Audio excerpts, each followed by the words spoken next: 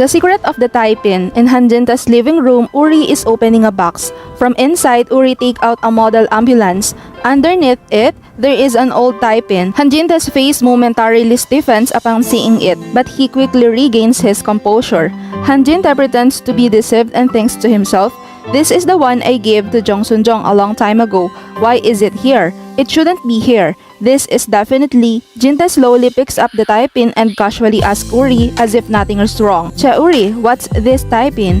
Hearing this, Chae Uri appears momentarily surprised, then cautiously responds, "I'm not sure either. I don't remember well. I think my late mother gave it to me before she passed away." Hanjinte, upon hearing Chae Uri's answer, visibly relaxes and cautiously smiles. "I see. I was just curious because it was here. Let's eat." Hanjinte tries to start the meal after putting down the tie-pin, but a short silence hung in the air. At this moment, Jinayong notices a subtle change in Jinte's expression and sharply gazes at him. Jinayong senses that Hanjinte is hiding something. In her mind, Jinayong thinks that this tie-pin, something is strange. It seems like father-in-law is hiding something. Maybe there will be an opportunity to confront father with this someday. Chae Uri's choice. Kimari approaches Chae Uri with a serious expression and speaks.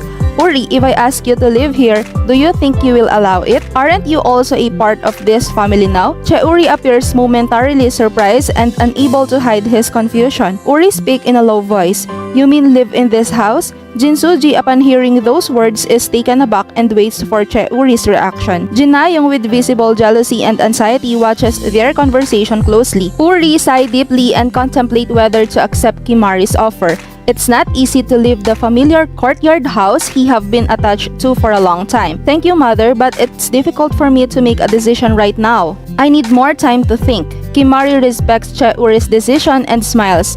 However, Jinayong is deeply anxious about the situation and suppresses her complex emotions internally.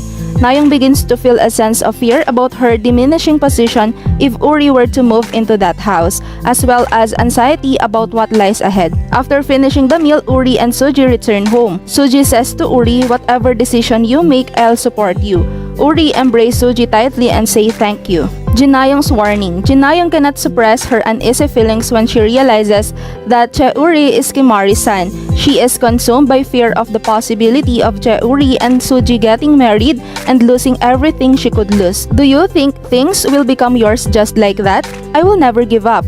I can't just stand by and watch." In the end, Jinayong speaks provocatively and directly. "Are you really planning to marry Chae Uri and come to live in this house?" Jin Soo Ji is momentarily surprised by Jinayong's question, but soon gazes at her with a firm expression and responds, "Jinayong, I don't have a specific plan for marriage yet, let alone where we'll live if we get married."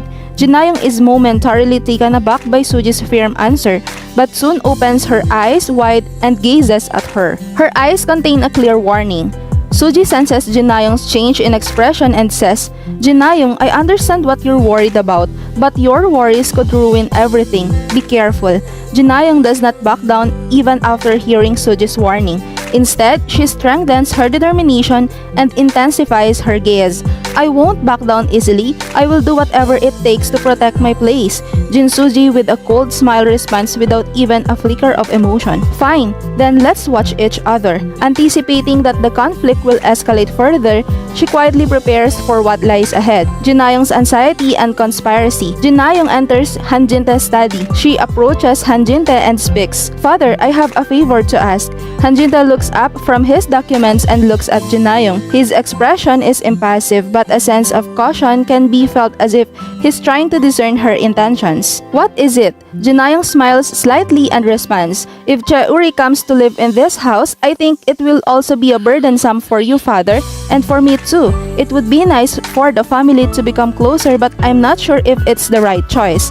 Hanjinte, with a cold expression, says, "So, do you want me to stop it?"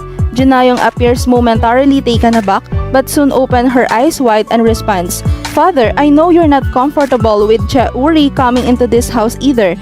If Chae Uri comes into this house, both you and I will be uncomfortable. It's not something we can just overlook. Hanjinta remains expressionless, but his eyes betray complex emotions. He speaks slowly and calmly. What do you want to say? I already told you, if Chae Woo Ri comes into this house, everything will change. It won't be easy for anyone, including me. Hanjinta's face reveals a complex expression, and Jin Young's sharp gaze contains anger and ambition. The two of them gaze at each other in an intense silence, continuing their psychological battle. 'Cause you are beautiful.